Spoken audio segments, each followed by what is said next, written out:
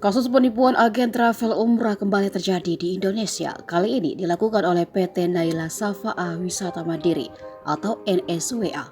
Kasus penipuan dengan embel-embel agama ini terbongkar usai Subdirektorat Keamanan Negara, Direktorat Reserse Kriminal Umum Polda Metro Jaya mendapat laporan dari Kementerian Agama soal jemaah umrah yang tidak bisa pulang ke tanah air.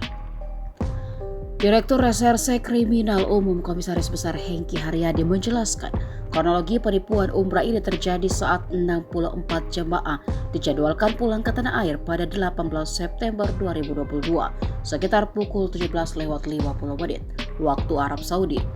Ke-64 jemaah itu tiba di bandara setempat sekitar pukul 3 sore, tetapi mereka batal dipulangkan dengan dalih visa bermasalah. Kemudian para jemaah umrah tersebut dibawa ke salah satu hotel dan diinapkan selama 3 hari di sana. Dari total 64 orang, kata Hengki, sebanyak 16 jemaah lain masih harus menunggu kepulangannya ke tanah air.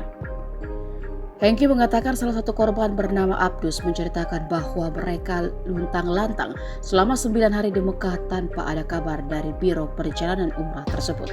Abdus dan jemaah lainnya kemudian berkirim surat ke Konsulat Jenderal Republik Indonesia dan kemudian ditanggapi lalu baru bisa dipulangkan. Dalam kasus penipuan umrah yang dilakukan PT Naila Safa'a Wisata Mandiri, jumlah korbannya ada lebih dari 500 orang. Kasubdit Keamanan Negara Direktorat Reserse Kriminal Umum Polda Metro Jaya AKBP Joko Dwi Harsono menjelaskan, sementara ini terdapat 13 laporan terkait penipuan oleh agen travel tersebut.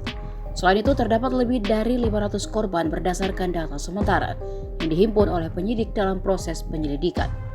Menurut Joko, tidak semua jemaah yang menjadi korban diberangkatkan lalu ditelantarkan di Arab Saudi usai menjalankan ibadah umrah.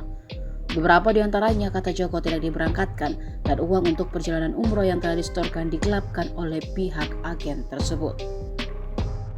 Kerugian para jemaah umrah korban penipuan agen travel PT Naila Safa'a Wisata Mandiri mencapai lebih dari 91 miliar rupiah.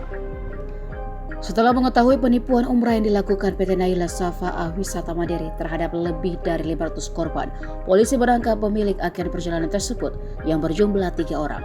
Hengki menjelaskan bahwa dari 3 pelaku tersebut, 2 diantaranya adalah pasangan suami istri, yakni Mahfudz Abdullah dan Halia Amin.